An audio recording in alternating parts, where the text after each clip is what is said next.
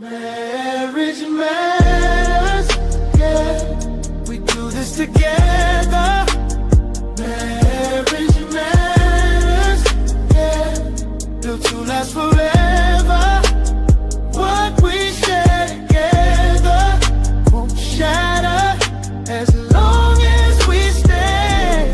Marriage matters.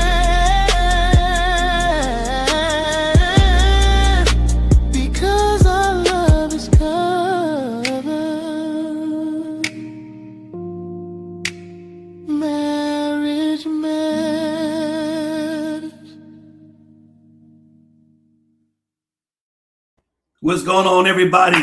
It is Pastor Adrian and Lady Wilesha. Yes. Come on in the room, y'all. It is time now for Marriage Matters. Listen, this is a new segment, a new series that we're putting out, and we are excited about what God is going to be doing, not just in us, but through you all, because we're going to have special guests come in and talk with us about marriage and life and family and all that entails. And so you all get ready for this new series that's launching on today called Marriage Matters.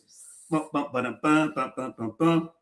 Matters. All right. Yes. And so listen, share this broadcast real quickly.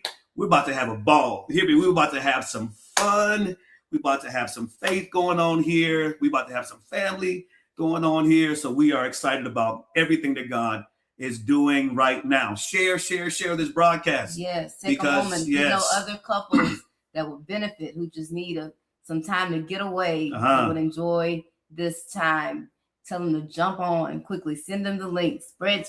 Share. Right now. Do it right now. And so listen, as we are opening up this Marriage Matters series, we are also promoting our Reset Retreat. Yes. Woo-hoo! Y'all, listen, we're going on a trip, and we're going with our bae and with our boo. We are going to the Bahamas on a cruise. All right, there they say the Bahamas. Bahamas, no, Lord have mercy. It's Bahamas. I don't care what they say over there. It's the Bahamas. And so listen, February 8th through the 12th, we got a whole Valentine's week planned for you. Love week. Meet us in Port Canaveral, Orlando, Florida, and we're going to sail out to the Bahamas. We have several destinations that we'll be doing, and then coming back by Friday morning.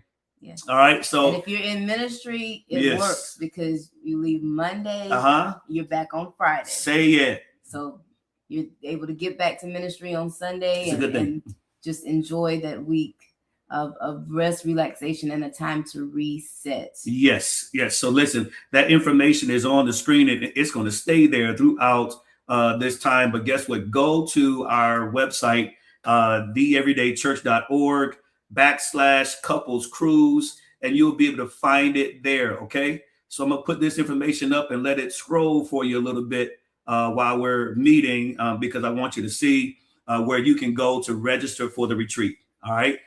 Do it now. We have 20 spots and 20 cabins available, both in the balcony and ocean view cabins. And so this is going to be fun, man. And so we'll talk about it throughout this time as well. But go now, theeverydaychurch.org couples /cruise, and you'll be able to register. It's just $75 per person to register now. And then there's just one-time $50 deposit per couple for the cruise itself. And then you have everything paid off by November. All right. Do it now. We have romantic getaways. We have romantic dinners. We have power sessions. We have also coaches that are going to be on the cruise with us to meet with you one-on-one. We call them love labs. All right. Love labs, where you're going to be able to meet with coaches and pastors and leaders that can help you through particular issues and things going on in your marriage. So make sure that you are at this retreat now.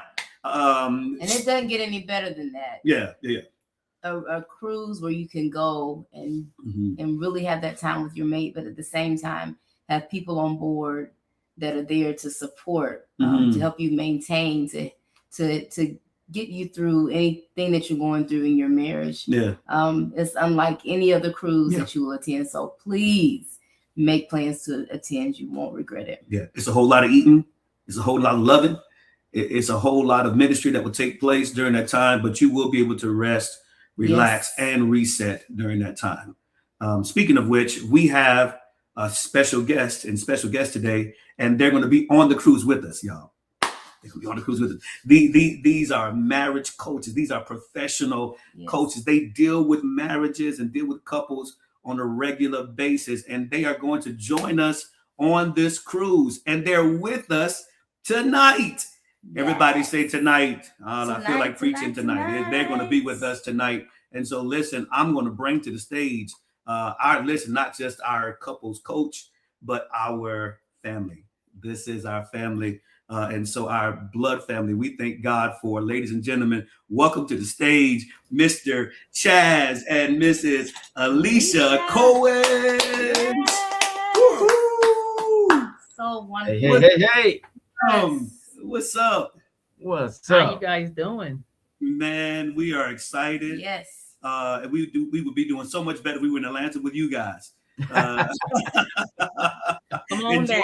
Come on down. Enjoy that skyline down there. Yes. Well, listen, thank you so much. Thank you so much. This is a total honor, especially our family, recognizing the work that we are doing with couples, to invite us to your platform, with your audience, to just kind of share a little bit of the work that we're doing and the work that we're going to be doing on that cruise. Yes. February. Man, we're excited about this. So tell us a little bit about the work that you do with couples. Let's start there. Like, tell us about you all. Okay. So you want to go first? You all right. Well, before we start, before we tell you a little bit about us, family, I'm gonna tell you, Adrian and cousin Lily, way back. I mean, this couple was meant to be, and we seen it in real time, right? In real time, right? I can remember there was a Carolina State Council down at Greater St. James way back in the day. Yes. And, everybody came down. Before that, it was the Carolina State Council. Now it's separated. And Adrian came down, and we all went out bowling, and the whole family went, and we asked Aunt Bina, say, hey, who was that dude hanging around Lily? Because Lily was not only just our cousin, but she was also a part of the praise team at Neighborhood Road Shade Tree Pentecostal Assembly of Christ. That's where it all That's the church outside of Neighborhood Road Apostolic. That's right, under the shade tree. She was our praise team leader. So we were kind of like, hey, hey, our cousins, the deacons and the deacon board and security, we wanted to know who was that guy around. Who's that guy? And my Aunt Bina said, hey, that's District Elder Wright's son. Adrian. Oh, she was so excited. But hey, even from that moment, I think if they were about like 10, 11, 12 years old. Just to see what you all have done from then and seeing you grow to now is a beautiful union. Yes, so we are thank God for the grace to do it all. Thank God for the grace. Yes. So we are so honored to be here. So a little bit about us, not to take up too much time, but we started our business, Authentic Love Marriage Coaching LLC, back in 2020. It was a vision from my wife, because we have been in coaching pretty much ever since we got married. We got married as soon as we got married in 2009. Well, before that, 2008, we were kind of like, all right, look, I had been single at the time for about 7 years. And it's like, God had gave me a vision for my life, but I asked God, I couldn't do it alone. met Alicia through now my brother-in-law, who was going to Bible college at the time. We hooked up and we were kind of like, all right, look, you know, we got purpose. My wife was clear on about not wanting to date. She's looking for a husband. And I was like, hey, me too. That is so good. You weren't looking for a husband, you looking for a wife. I was looking for a wife. Well, I'm saying it as if she was saying it, you know, but that's what she told me. So, you know, we got married. We got to go back to that. Yeah. Right. Fast forward, we got married, and 6 months later, we joined our marriage ministry at our church. And once we joined the marriage ministry, immediately it was like, this is it. On into the marriage ministry, short after the time was that, our directors came to us and said, hey, y'all got something on y'all.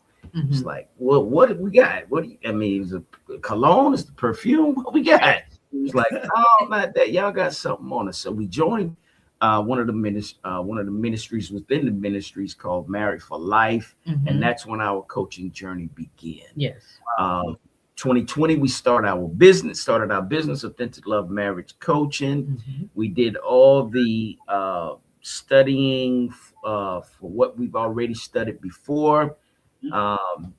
We got our, you know, certifications and our certificates and breakthrough life coaching. We, you know, did everything that we needed to do to be equipped to run an effective marriage coaching business, right? And once we done that, you know, we took it a little further and took a ordination class to where me and Alicia both are ordained ministers to marry couples, just to add a little bit to our service to couples, to, you know, kind of give them a variety of what they would like to do with coaching. And then, hey, if you want to go into marriage, hey, we can do your wedding for you. So y'all the total package. So we were, and here we're serious about it. Soon as we started our business, Alicia put a what is it? What did you put out? You put out a advertisement of our business through one of the media.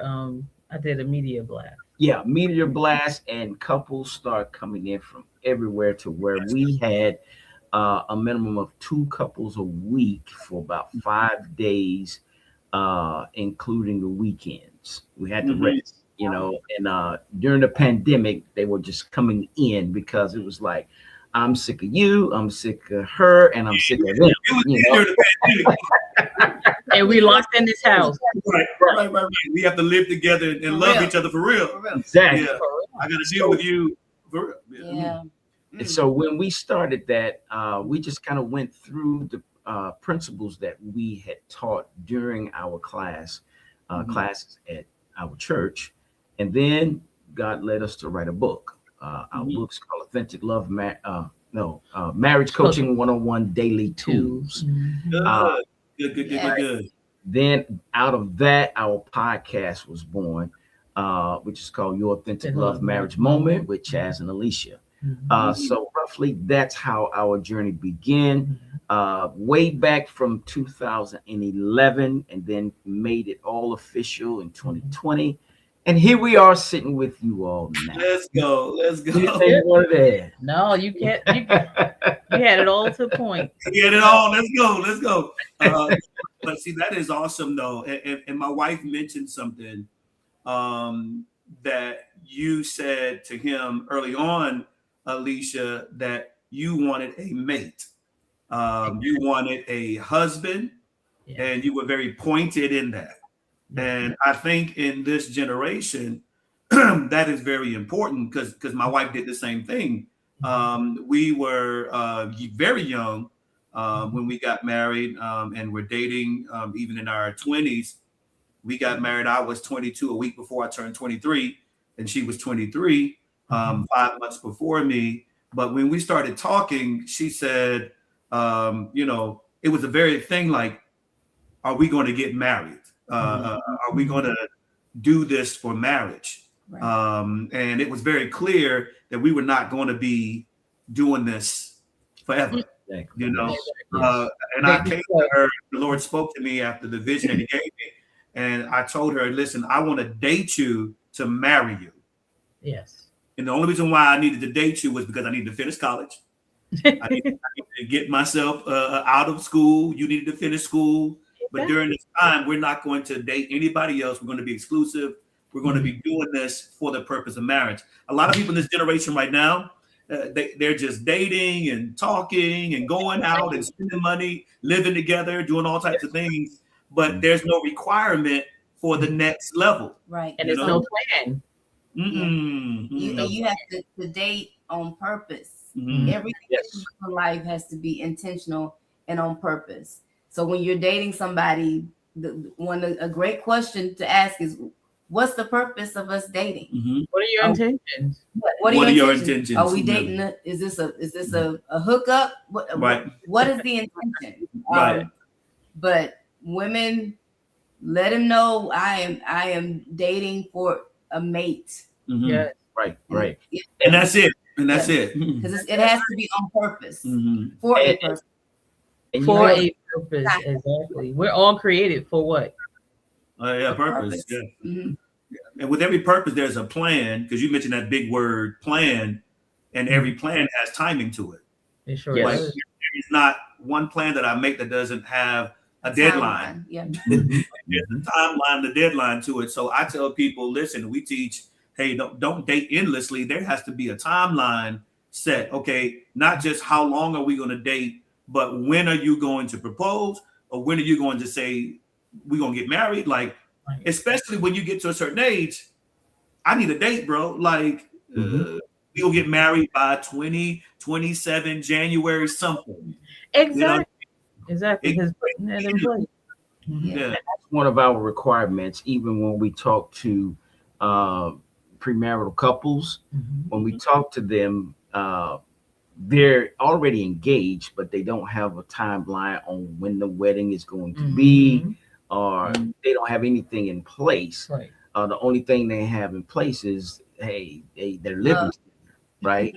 Once they move in, it's like, all right, well, I got everything in place, so why do we need to get married? But right. So wait a minute, can we pause right there? Mm-hmm. The conversation is we're talking and we're vibing here, but you're saying that a lot of times when people don't do it with a plan and the proper plan, that they end up moving in together. Yes. And so now it's like you have all the benefits without commitment. Yeah, right. Exactly. Because they have this preconceived notion that marriage is something big on top of the hill, and it's like too far to reach. It's way out there, and it's like I got the plan for it, but hey, we got to give it a trial run, right? You know, we've heard that. Yes, yeah, heard that. I gotta test it out before we get to that next level, and it's like, all right, we bring some clarity to it to let them know, okay, even when you do that, you're already beginning to have those married thoughts, right? Married thoughts is, all right, what time you coming home for dinner? All right, my mail, did I get some mail? You know, can you bring in that Amazon package? Can you bring it back? All the thoughts and the benefits of a married lifestyle, you're doing it now. Right. The only difference is you just need to have a ceremony, you need to have an officiant, and you need to have some families and friends and witnesses and make it official. Right. You're not ready for that yet. Okay, well, you already doing it. You're doing it. Married lifestyle. Yeah. Well, I'm gonna tell you, man, it's so honestly, why are we having this discussion? Because I'm thinking about why we're having this discussion. Okay. Because in order for the marriage to be good itself, it has to be built on a good foundation. Yes. Right. And you have to go into thinking about dating as the foundation to have a solid foundation and a mindset and a mentality about dating in order for the marriage to be good. Right. It's like that dating part is the foundation for what's about to happen within your actual marriage. But some people get stuck. First of all, if a house is not built on the right foundation, it's not going to last.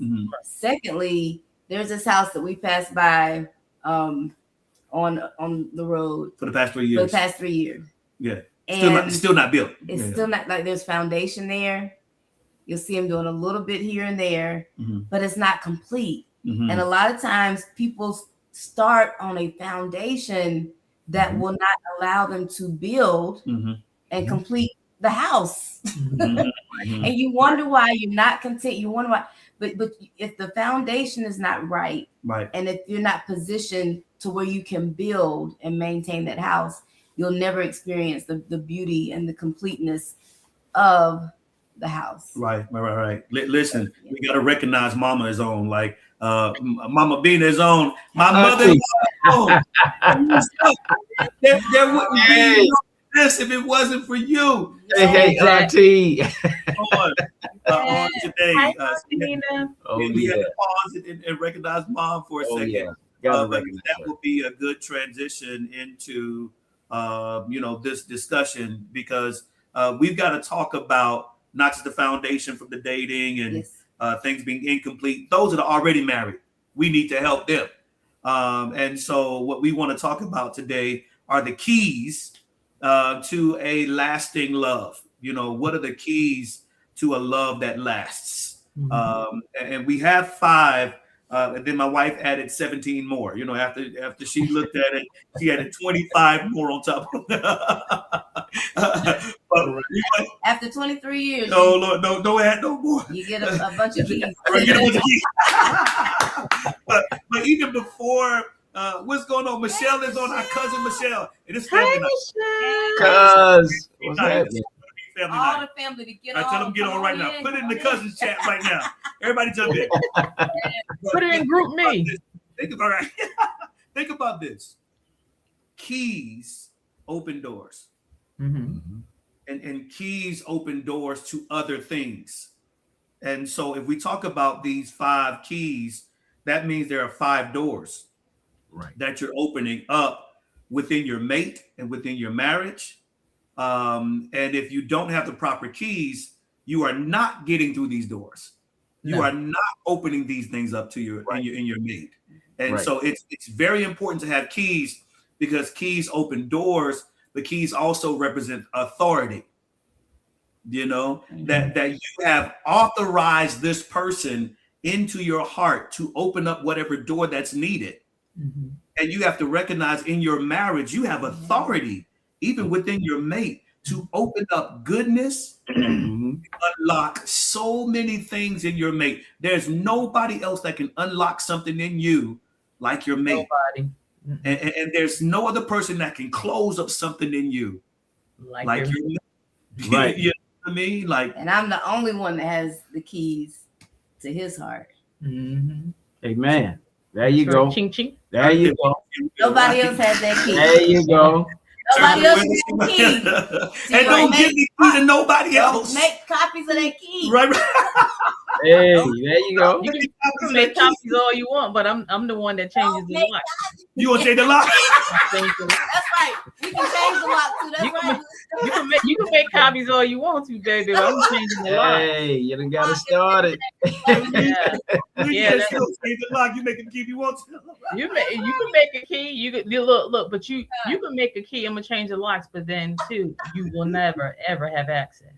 Well, access. To even talk about that, Scripture says, for the men, a man that findeth a wife findeth a good thing and obtains favor with God, right? That obtaining the favor, you got to be in a position to where you unlock that door. You have that authority to where when you're appropriating your tools as a man under the divine authority of God, releases that favor. Exactly. And you know what else? Amen. So I've learned that the favor is not even something else. Like, she is the favor. She is the favorite. Exactly. Is and obtaining favor Yes. from the Lord. She is my favor. When I look throughout the past 23 years, I realized that the person that was there for me the most was not my parents, was not my children, not anybody else. Say that.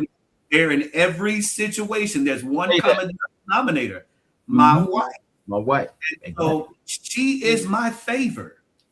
So when God looked at me, he said, listen, I'm going to do you a favor. I'm going to give you her. Exactly. So that she can fill in the blanks and do those things that will complement you and what you have been called to do. Here's your thing. You have a you said, I'm sorry, go ahead. Go ahead. No, you said that she is your favorite, right? She is your favor. Anything outside of that is unfavored by God. Anything outside of the covenant, marriage, what God has put together is unfavored. So anything you stepping outside of, it does not necessarily have to be a person. It can be a person, place, or thing, right? If your job, your job, you're being unfavored because your favor comes from who? Your wife. Wow. Right? Wow. And that is awesome. And honestly, when you have that dynamic and have that thought process, you treat her differently as a man. Most definitely. This is my favor. So this is what God has given me. So I have to protect and guard and treat her differently than anybody else because this is the favor. If I make this good, I can get the most out of this woman. There was a time that I didn't know that. I didn't know that all that I needed was this. All I needed was her. Until God gave me revelation. If you put all your energy here, come on, this is what will bring the most to you out of your whole life in every realm. This is the person going to give to you the most. This is the person going to lend themselves to you the most. This is the person going to please you the most. No, so all of it is the person that's going to intercede for you the most. Right. And take care of you in the end when you got a bald spot like me. And to also I don't even see a bald spot. Also to add to that, right? I keep in my mind, and this is for the men, right? Strong on that, especially in our sessions. This is God's daughter. Yes, the daughter of the king. This is God's daughter.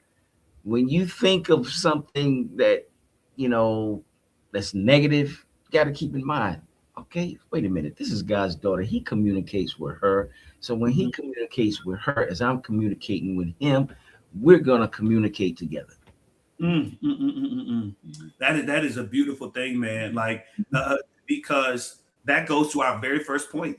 And I just want to say, with the favor and obtaining favor, it's like when you look at the characteristics of a virtuous woman, it shows that's the favor because that's what comes within the package of your wife.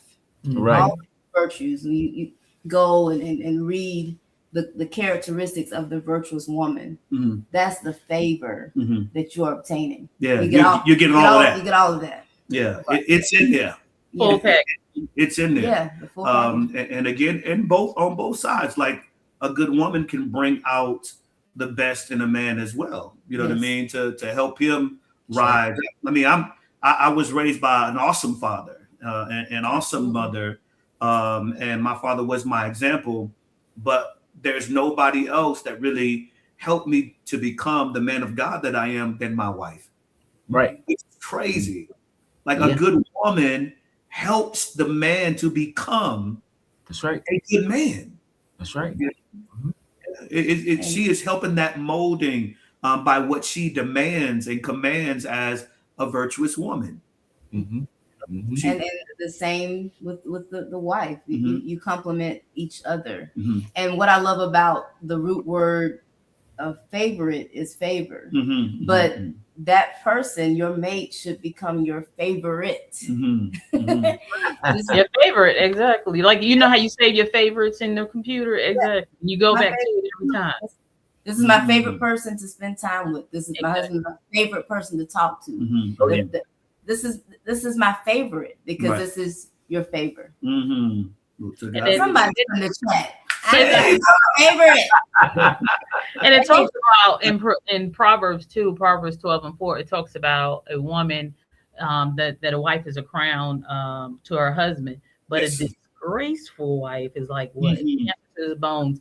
And that's Yes. in that's a New Living Translation, Don't want to Oh, get yes. so if you read it in New Living translation, it says cancer to him. So, but a disgraceful woman, right?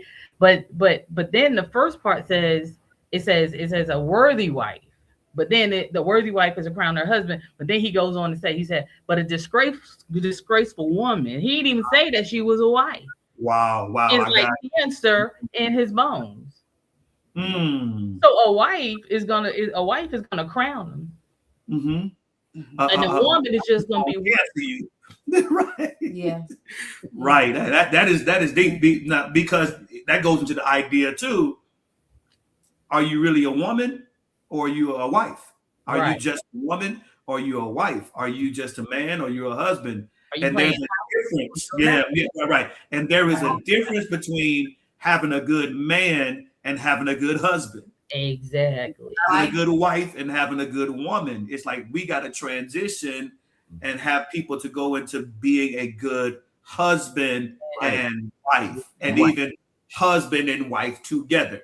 So Yes. how do we do that? Because there's so much I'm favor. gonna There's throw so my much- notes out the okay. way. Just But throw- it's like the goodness of what that. we gonna stay on this Great. 1 point for 85 All right. minutes. Moving on. All right. Amen. Right. So no. But it is good because that foundation of favor is important, and that Yes. understanding is important to everything Yeah. that deals in your marriage. But again, all of that deals with, again, your number one. The first key that we have is the commitment to God more than anything else. Yes, most definitely. The first key is your commitment to God over yourself, over your mate, over anybody else. Your commitment to do His will over yours. When I say over yourself, I mean committed to doing His will over yours and seeking the Lord in a very diligent way. You know what I mean? It's like that's why it's important, honestly. Okay, everybody doesn't have the same story as the four of us. Like we married somebody that was already saved. You know what I mean? Right. Okay. Being equally yoked. We have that down here too. So, but it is important though, if you have the opportunity to pursue somebody and you're not married, to be pursuing somebody That's easy. that is in the way. That is so important that this person is pursuing God more than they're pursuing you. Yes. I Yes. tell all the time the way that you can really tell is the man going to church to say that he's going to church with you, or is he beating you to church because he wants to get to God for himself? Exactly. And to add to that, it's in the mere conversation, right? When he's talking, in pursuit of that mate, his talk should always be kingdom-minded thoughts anyway, Yes. right? Staying in line. It was one of the things that I did when I pursued Alicia, and I was pursuing Alicia. We, I mean, we have different stories, but I told her, I said, hey, look, this is what we're going to do. We're going to read a book a day. I mean, a chapter a day in the book of Proverbs. So it's 31 chapters in the book of Proverbs. Only thing we're going to do is take 1 month and read one chapter a day together. So I would call her on the phone. And when I would call, this is while we were dating. 6 a.m. Right. I would call her at 6 a.m. in the morning, right?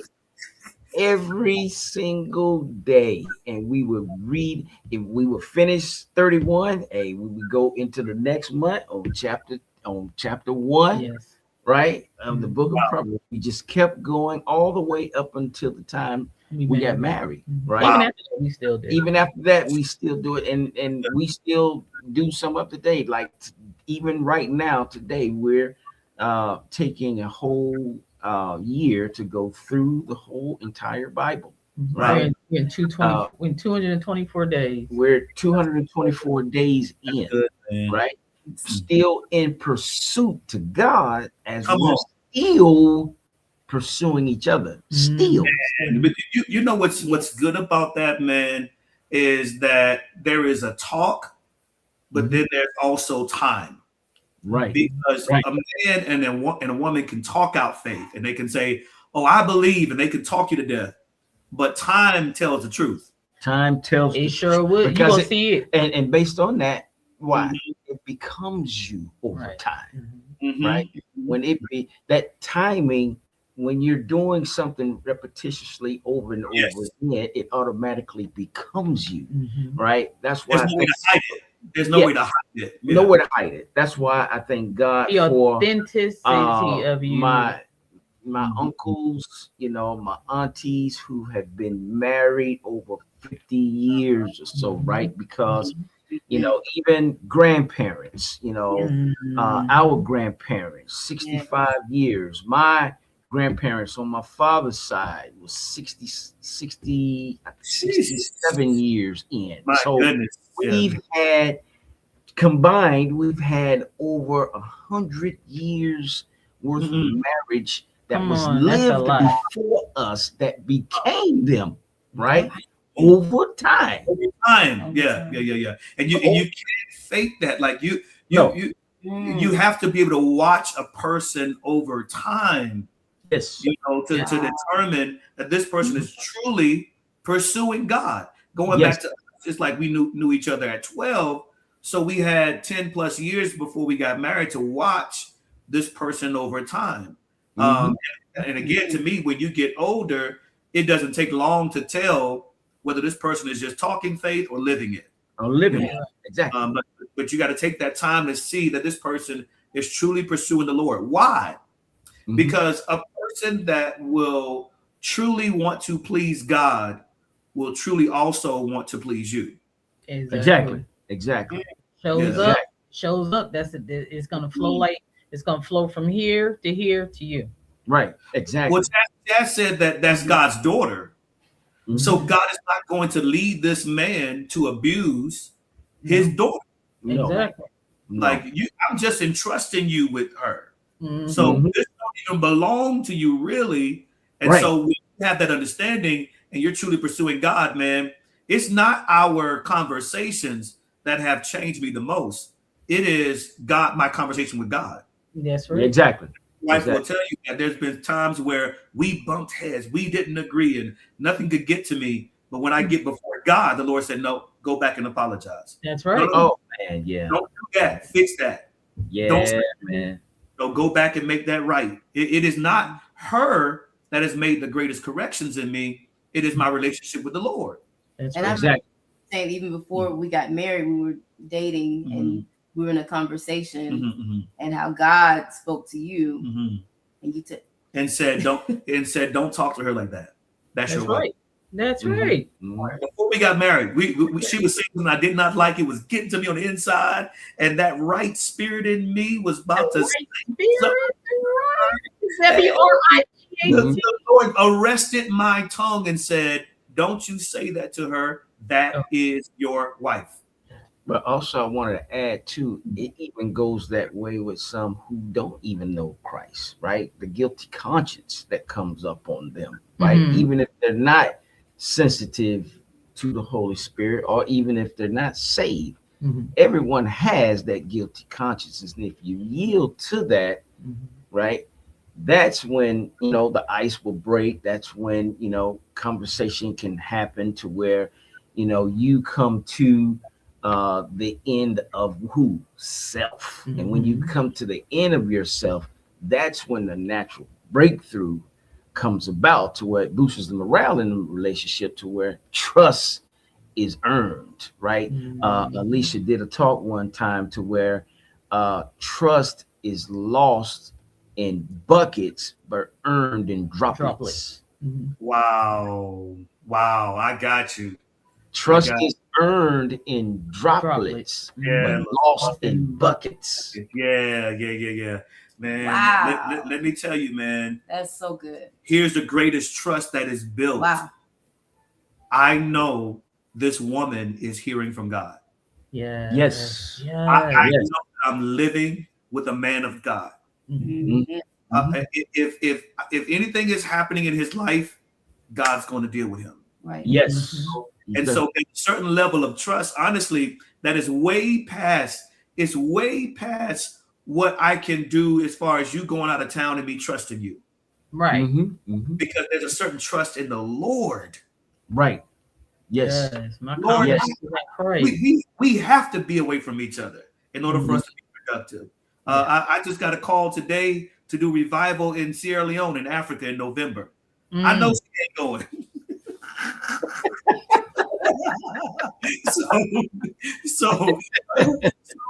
so I gotta go 4,000 miles away without her. I have to be weeks at times in different places, preaching and teaching and doing business. And so it ain't just trusting me, it's trusting the Lord that is over that person. Yeah, I heard the story about Sierra Leone. Yeah. Oh man, we've got several.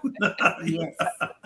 but I'm gonna tell you, man, it's like that trusting is just not just built horizontally; it's built vertically with the Lord. And also too to have a wife that's praying over me.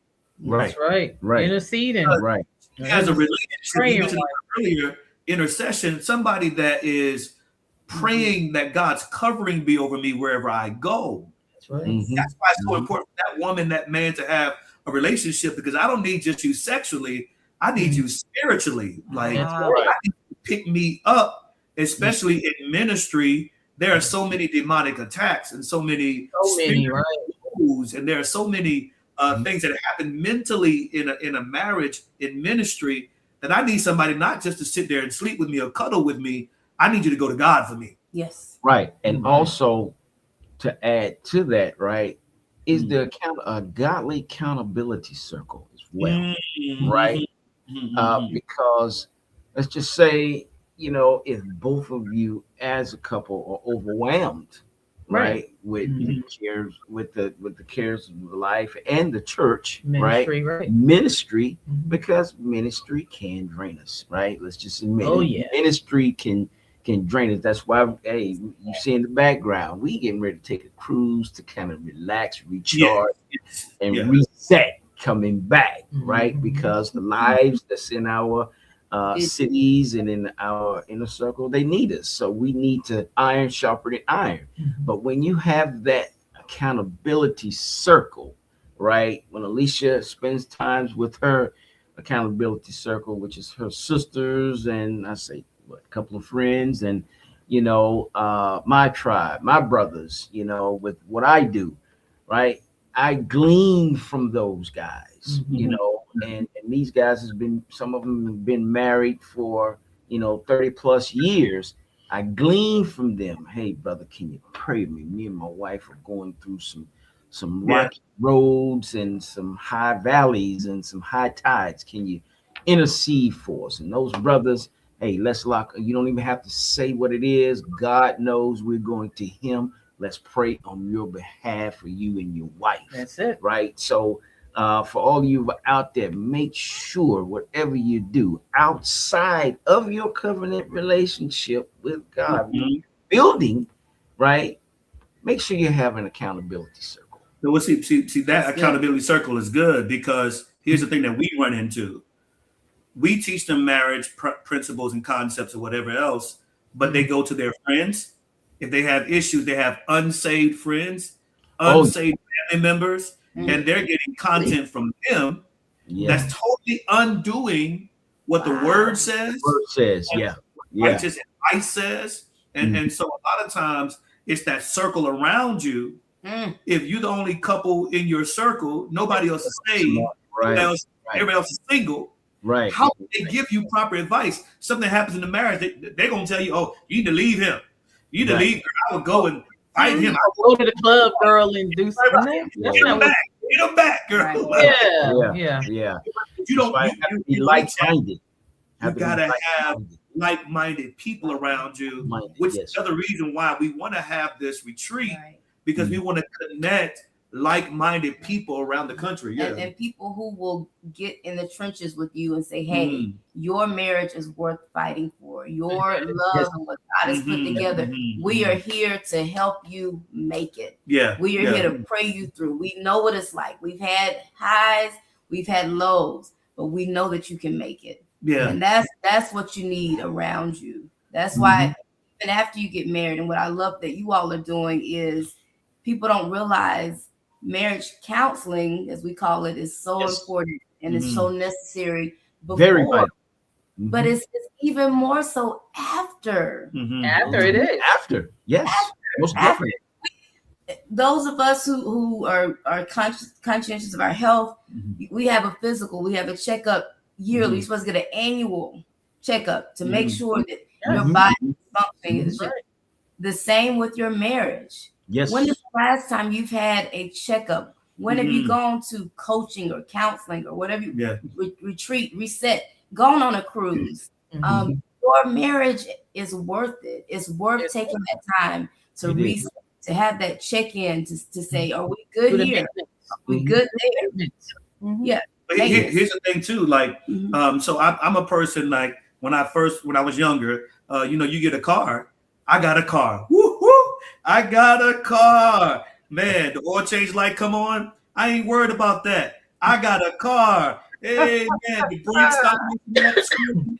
I ain't worried about that. I got a car. It's still taking me from point A to point B. But guess what? Drive to the wheels fall off. Okay. It will break down. It sure will. Yes, it will. It sure does. And you have to. And so the maintenance, like I always tell Chaz, I said, we your guided tour. When a couple come, I said, we are guided tour through this thing called marriage. I said, if you go to Bahamas,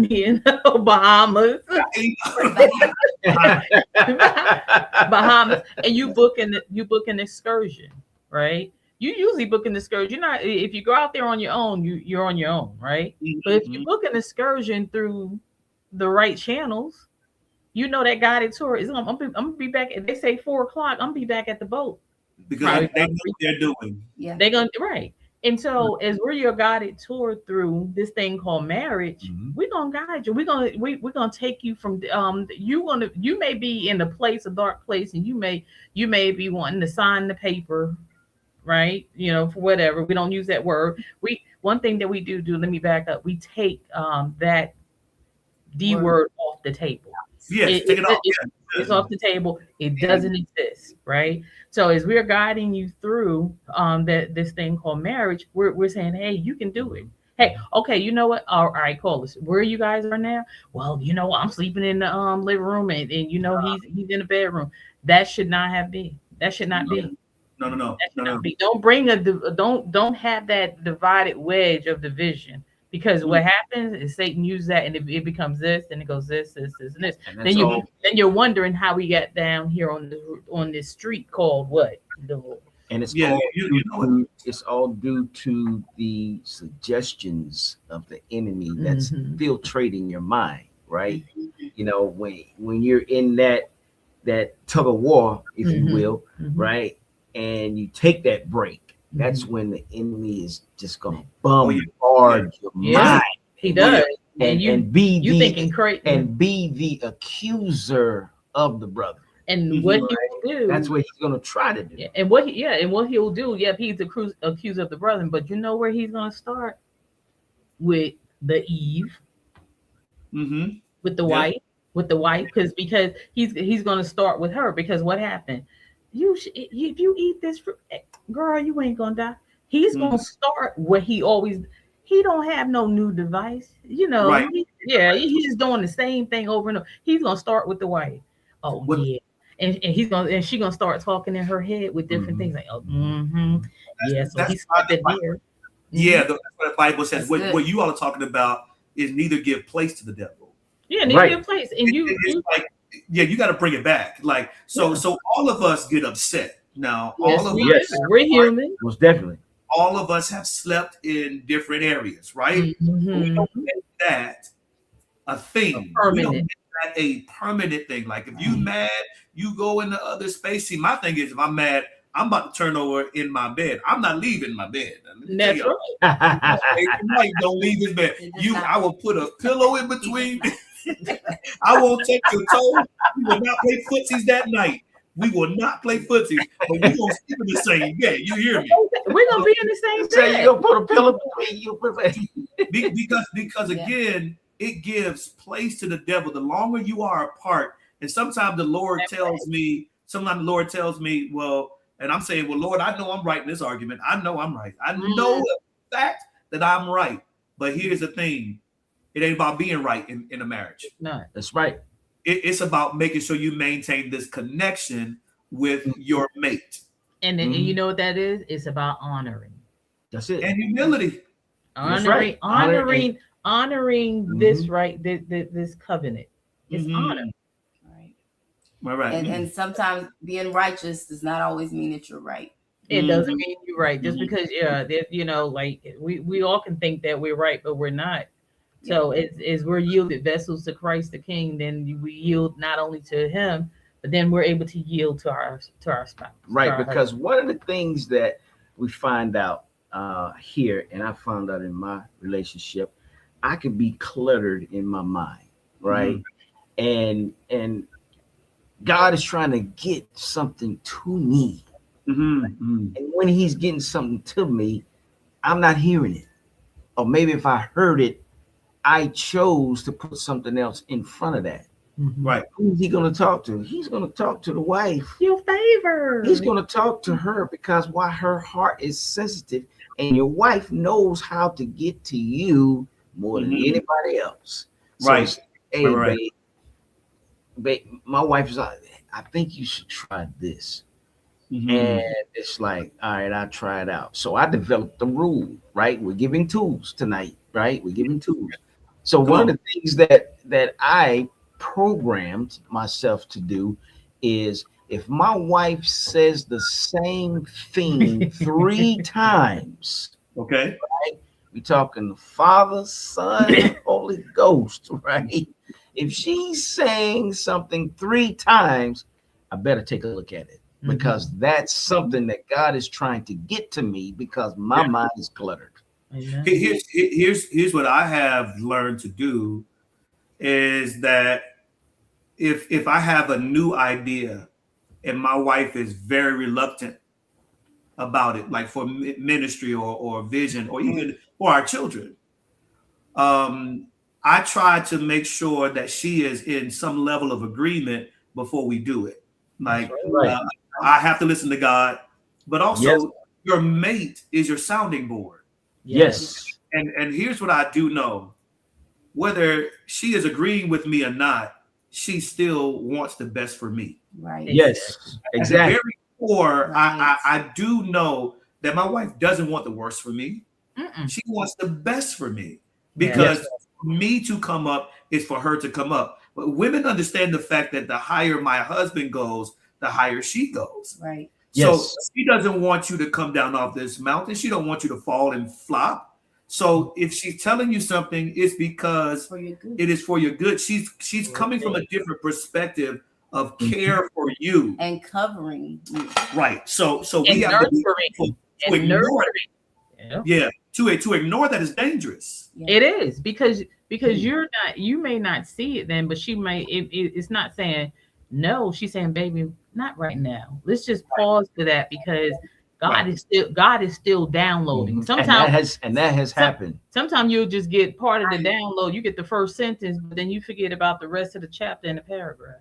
We've gotten so excited, and then once you get that excited, the enemy is like, "Hey, look, we got them now. Let's just keep on." They didn't read the whole manual, right? And a lot of times there's levels to a thing. But you know what has worked well for us? The best things that we have done are the things that we both agree on, and there's details. Yes, like we're able to go through the details together. There's vision for an appointed time. You know what I mean? And we understand that, okay, there are things that we table for another time. But just right now, when we start to work through those details, it works. It works. We got some other family on here, y'all. We got y'all sister, our cousin is on here. Charity is on here. What's up, sis? First Lady Stanley is on. Yeah. She's Oh, on. yeah. Hello. And don't y'all sleep in a separate place. Don't do Don't it. y'all do it. If you've been doing it, Stop it. don't do it no more. What? Tonight, go back to your bedroom. That is called the master bedroom. Go back. And For you a should go in reason. and dominate like the master that you are. You hear Yes. me? For Get in a there. reason. You know what, man? I'm serious because you all are coaches, and you all said it earlier as a guide, a guided tour. Like somebody's going to tell you what not to do. Okay, so we're going to go in this straight line right here, and we're not going to go in this area because that's where the snakes are. That this is where the thugs are that's going to rob you. So we're not going to this part of the city. And so it keeps you when somebody's able to tell you to stop. You even in a marriage, you got to be able to listen to somebody to tell you what to do. Exactly. No more. Exactly. And I would say this too, and one thing that has kept us and that we've learned, first of all, from my husband's perspective, and even in my perspective too, learning to appreciate if there's not total agreement. That's understand why. And then secondly, learning how to communicate that. I've learned that the power, life and death and the power of the tongue. If your husband is telling you something, you automatically just shoot it down and all that. Then you've killed something that God is potentially trying to birth. That spark. Yeah. Put that spark out. Yeah, you have to be so careful with how you respond, how you communicate. You have to be so careful with it. Yeah. Here's my wife's mood when I'm talking crazy. She like, that means I'm not. She's holding her mouth like this, telling myself to be quiet. She like, let him talk. But this is crazy. Right. She I hold my lips together. Right. Put that quack beard, that quack bib on the big. Right. That means I'm talking something crazy. She don't know. It's one module in our curriculum that Alicia came up with, and it's called mutual submission. Power of agreement. The power of agreement is all about mutually submitting to one another. Each other. A lot of society has put this negative connotation on that the wife is the only one. Is the only one to Actually submit. not. No, according to scripture, right? It's mutual. Fit yourself to one another. One to another, right? So in that power of agreement, and Lily, I'm glad you mentioned that. I'm gonna call you Lily. I always know Lily. Lady. First lady, Alicia, yeah, man, you my cousin Lily. Right. Yes. And he's his cousin, so we gonna let you do it. All right. You get it. But hey, first lady, look, you mentioned a powerful point because this is one of the things that we learned about earlier on when we were in our training session with our church is the power of agreement. And it was like 2 sessions back to back on the power of agreement, which is so needed in a relationship in order to go to that next level that God wants you to go to, because all of us have a purpose. When God puts us together, right, it's your passion, your calling goes with your mate's passion and calling.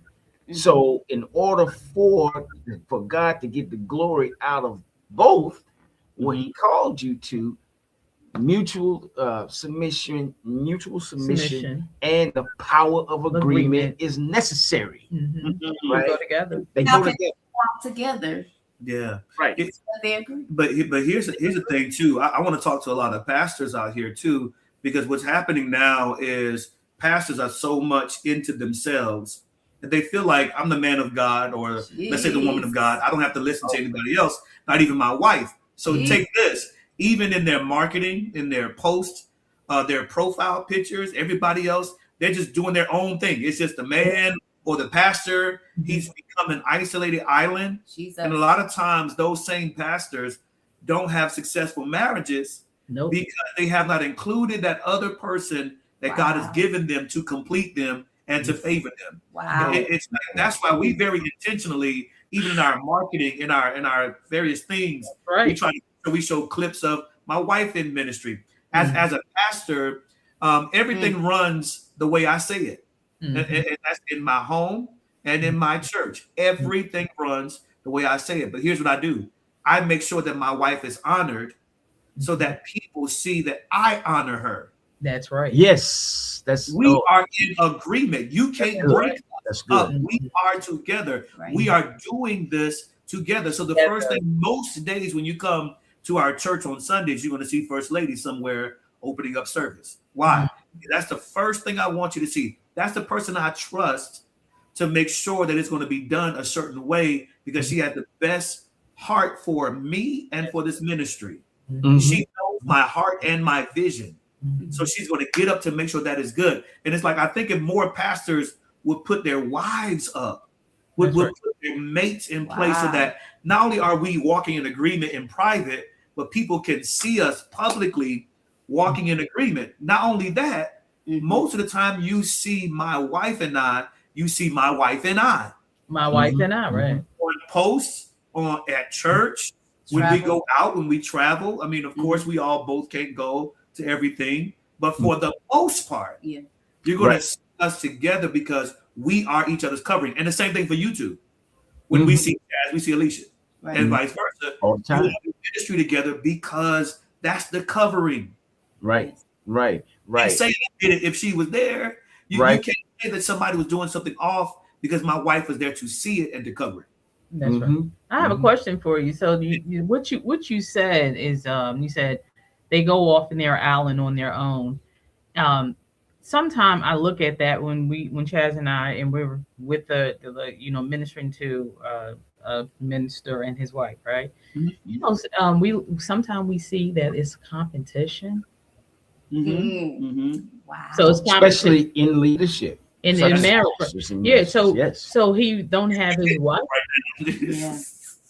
So that, so the ministers that that's listening, it may not be you, but it may be someone out there that, I look at her as my competition. That's not mutual submission, or that's not powerful. No. Yeah, and your mate is your companion, not your competition. Right. And I appreciate we have never operated that way in ministry, because he is clearly the pastor. That's right. Really don't want to be the pastor. Right. But I know my role. She does it so well. I'm confident and I'm comfortable there, and I know that's where God has placed me. Right. And so when you know your role and they complement each other, that should rule out the competition. And it's not healthy.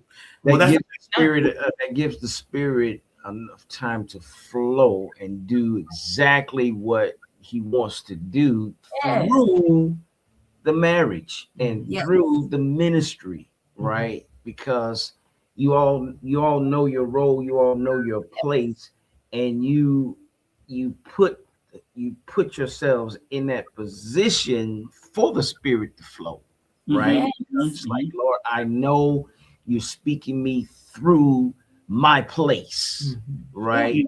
And it's not a ego thing, right? It's just, hey, this is my heart, and this is where I know where my peace that you give me lies. Exactly. Right. You know what that starts though? That starts first of all. Hey, I'm Marion. We got so much family here, y'all. Hey, I'm Marion. Hey, what's happening? Hey. Ministry starts at home.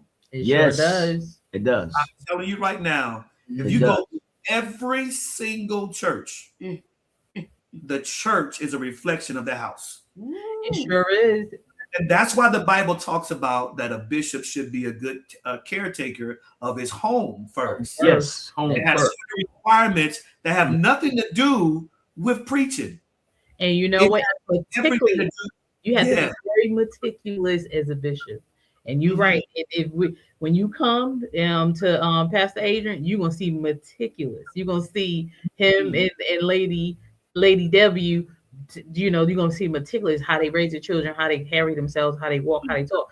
But another thing too, that when we talk about ministry and the reason why, like say for instance, what you just said, let's go all the way back. We're gonna rewind back to the beginning. You said this is your favorite sitting beside you, right? Your ministry won't be favored if you're not favoring your favorite.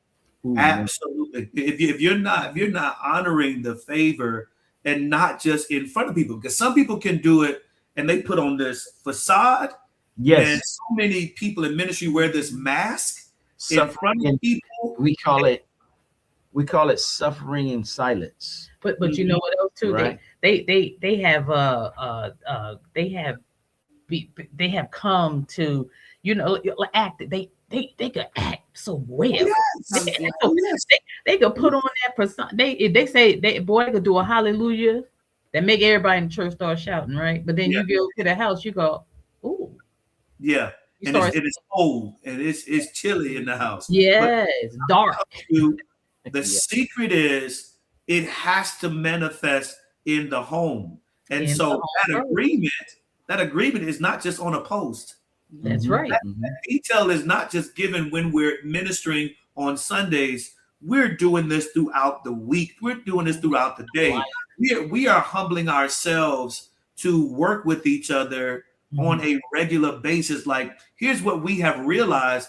And I thank God for us. We got married young because neither one of us can sit here and say that we did it all. You know what I mean? Right. When you look back, we have built this machine together. And so we realize the importance of together. Like, okay, I have this, you have that. I take care of this, you take care of that. I can do it this time, you can do it the next time. Whatever it is, we're working together. Like, okay, what are we all bringing to the table? I got this, and this. What has to be done?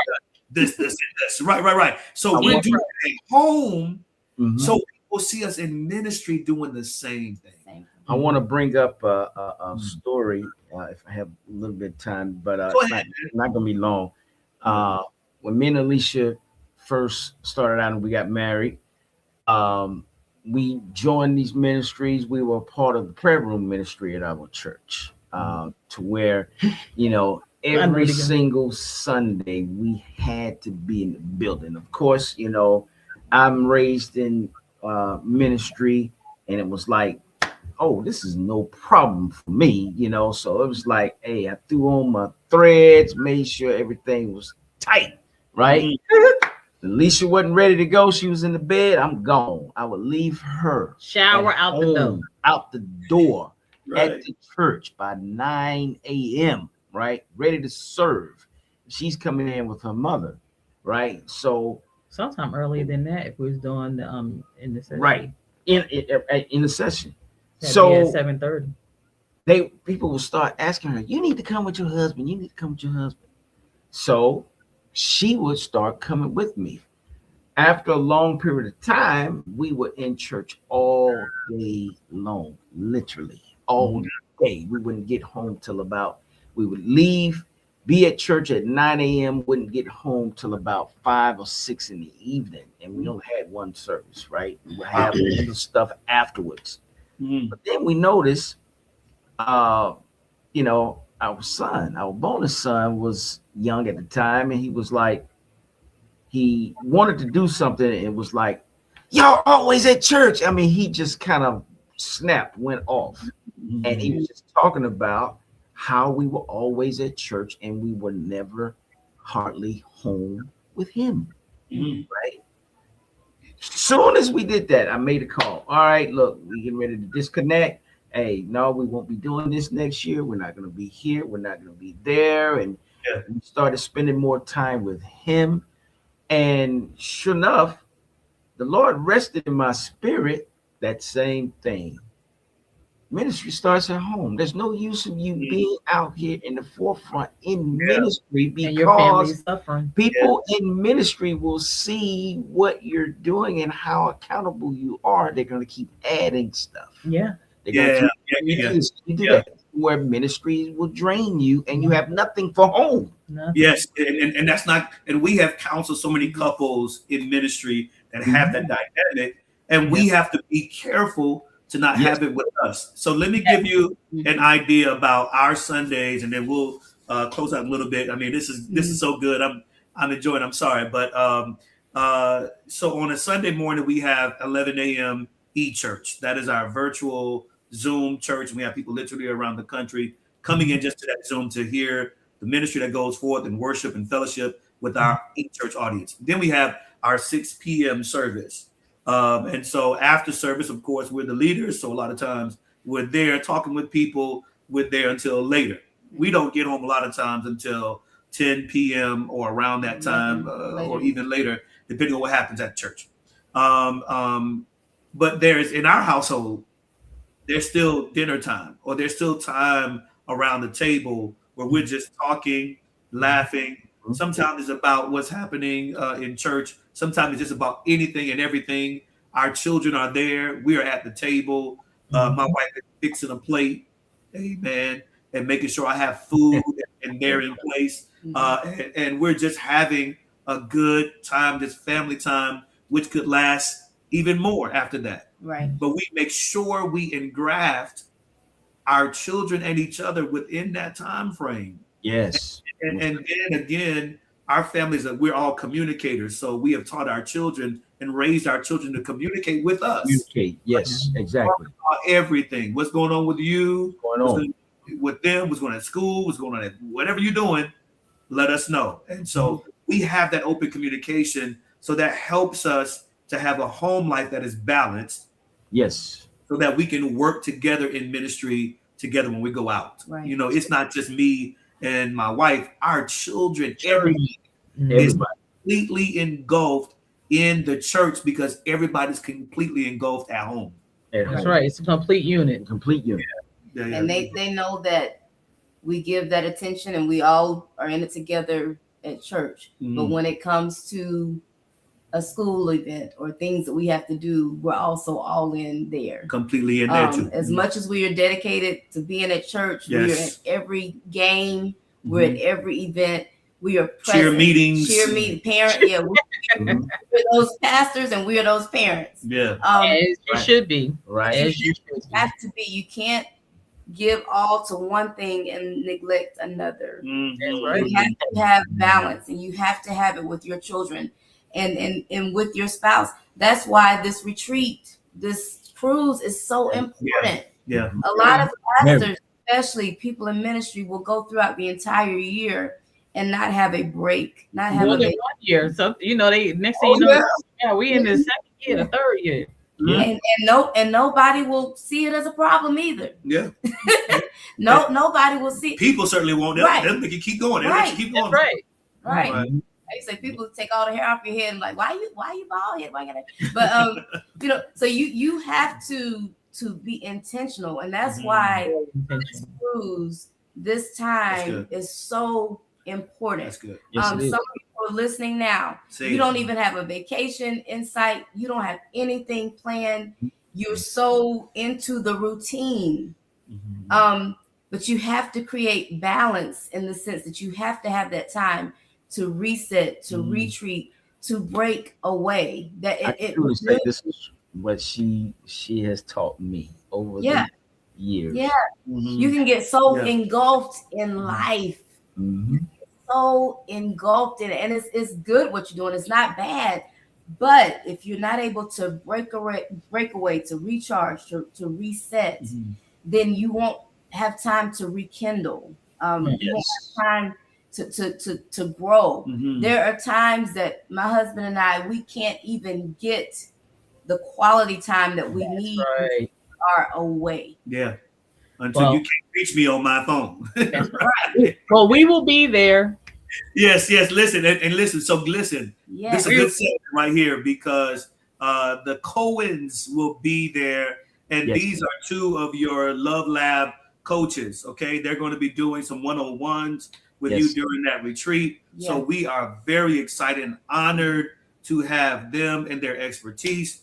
They're certified, qualified. They have the experience. They have all that they need to help you get to that next level, even while you're on the cruise. I mean, even while we are on the cruise, you'll have a session where they can look at your assessment. So when you register online, There will be an assessment given to you about your marriage. Your coaches, whoever you are assigned to, will get that assessment, right? And they will be able to look through what's going on in your marriage and be able to meet with you when you get on the cruise and say, hey, listen, let's work on this. Let's work on these two things while we're here on the cruise.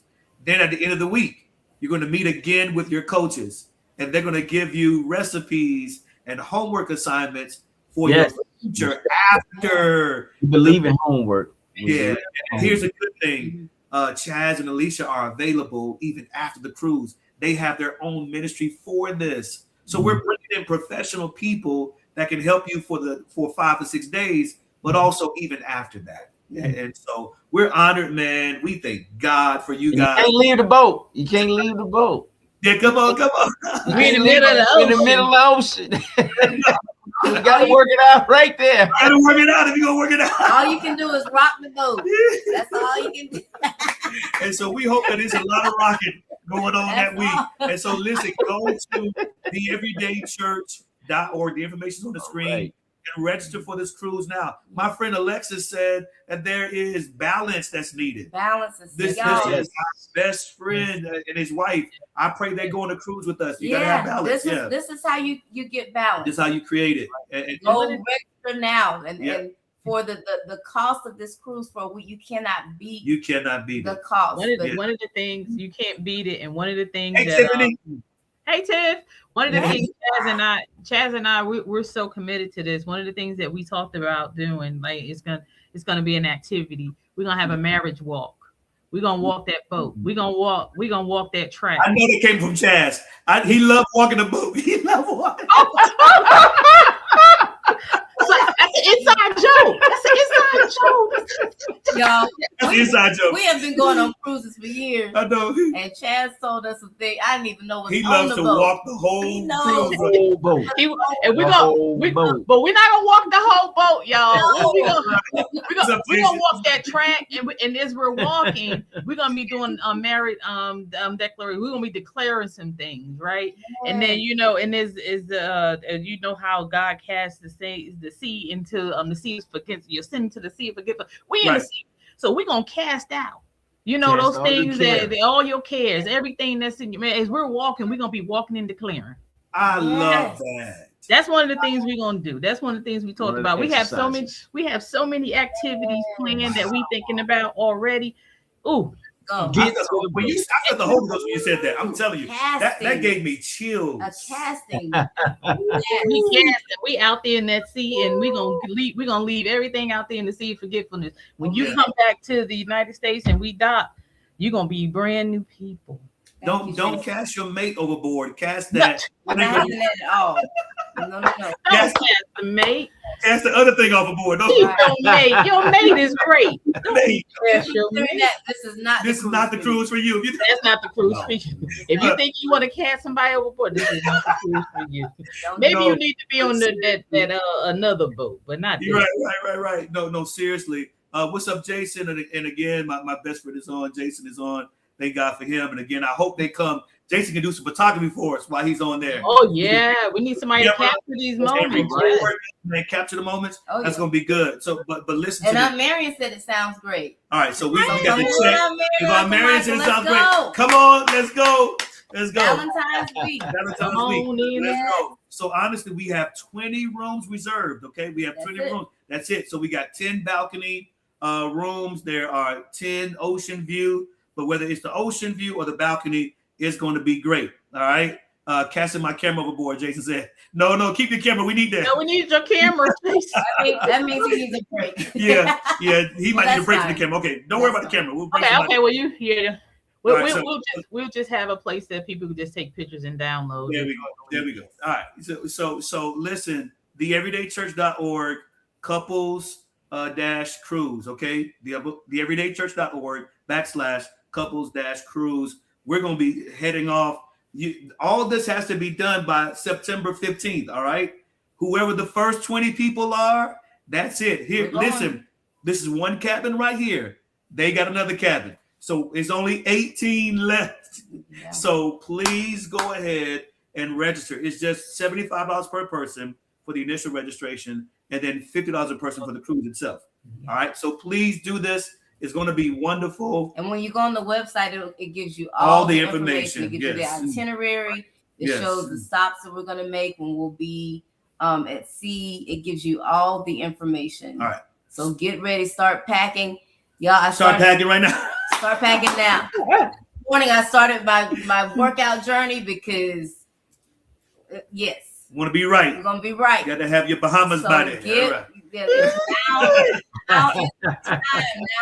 If you ain't got a Bahamas body, you better cover that body. Yeah. Cover it up, man. Jesus. Hey, it's a marriage. It's a marriage retreat. Hey, just come and retreat. It's all right. Yes. Oh, man. We're going to get off of here, man. We had 25 more things to talk about. But listen. But we'll do it again. We'll do it again. And we will definitely have the Cohens family back on. We're going to be building this, you all. Right. This will be building. We have some other couples that are connecting with us. And real quick, can we do this real quick? For those who are on the live now, we've shared some, tools and things that we have identified that make marriage last. But for married couples on the chat, can you all just quickly put in some of you in the comments? Give us a tip or key. Some keys that have made your marriage successful and made it last. All right. So anybody that's on the chat that's married, make sure that you put in the chat real quickly a tip or a key that made your marriage work, that works for you. All right. So do that real quickly. We're going to give you a chance to give some coaching real quickly. Yes. But one of the last things I will say as we're waiting on that, I'll end with this good note as far as showing appreciation and attention. I think sometimes, I grew up as a PK and I was so used to hearing other saints and other people say, oh, that's good. That's good. But I wanted to make sure that I heard that from my mate, because there's nobody that I want to hear appreciation from more than my mate. You know what I mean? Like it means a lot for somebody else to say that you're great, but when your mate that knows all about you, can say, I appreciate you and you're doing a good job. Let me tell you, I'm a preacher and I know that's a gifting for me, right? So I hear that from others all the time. That's not being braggadocious. That's the reality. Braggadocious. But there is nobody that I love to hear. Honey, you preached that message today. Like,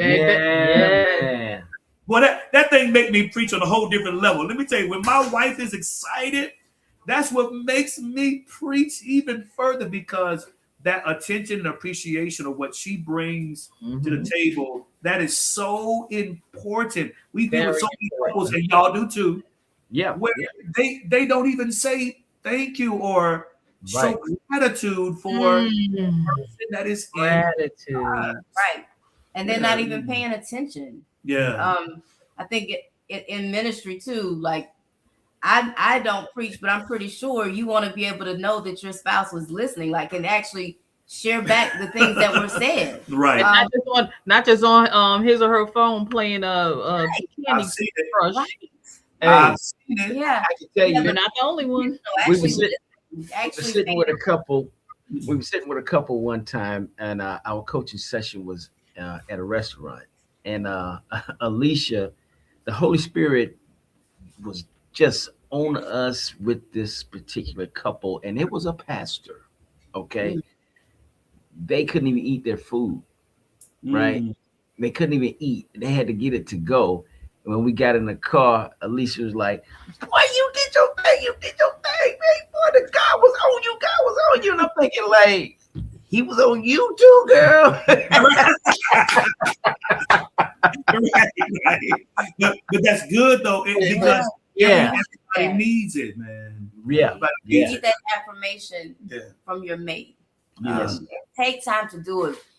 We can, human nature, even with our children, we can be so quick to correct and point out the negative things. Right. But let's be even more intentional to point out the good, the great, and the positive things within our mate, and give even more energy and attention to doing that. Yeah, and especially for I'm gonna say this for the women now.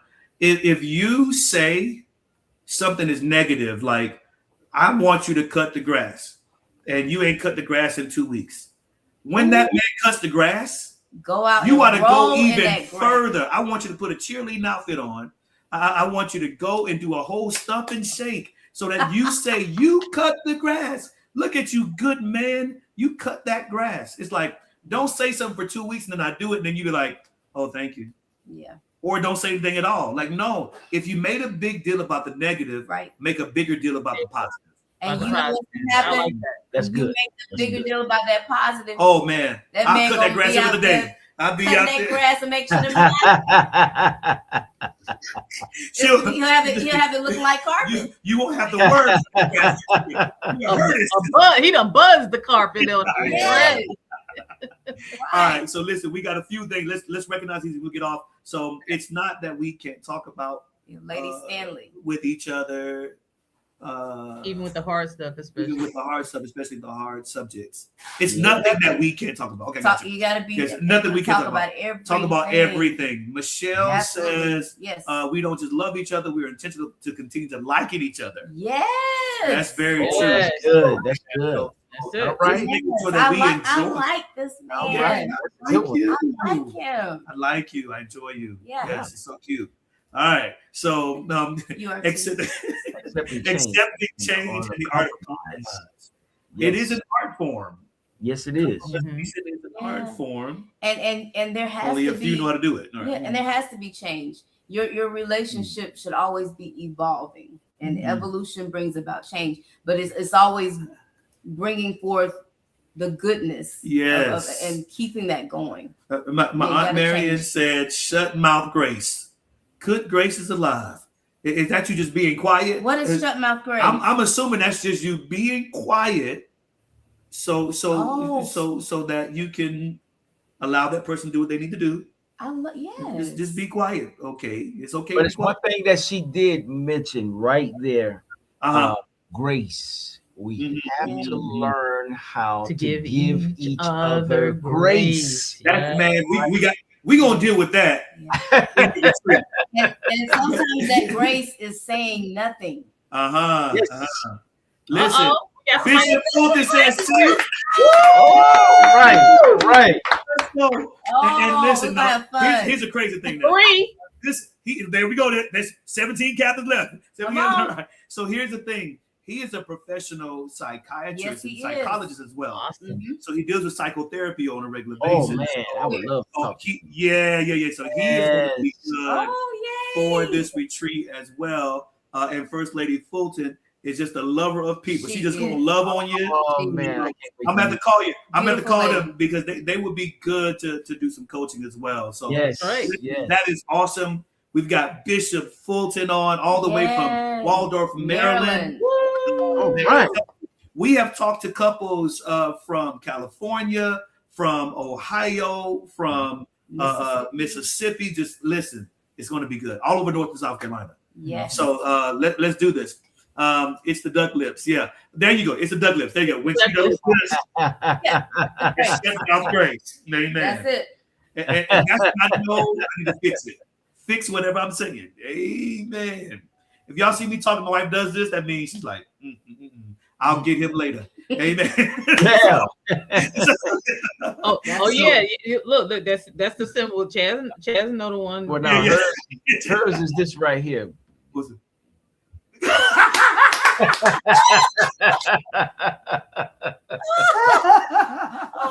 Yeah, we gotta do that on the what's the What's the signal? sign that you need to be quiet? Shine. It's the sign. When them eyes stretch, Yeah. Why? Yeah. Boy, Yeah.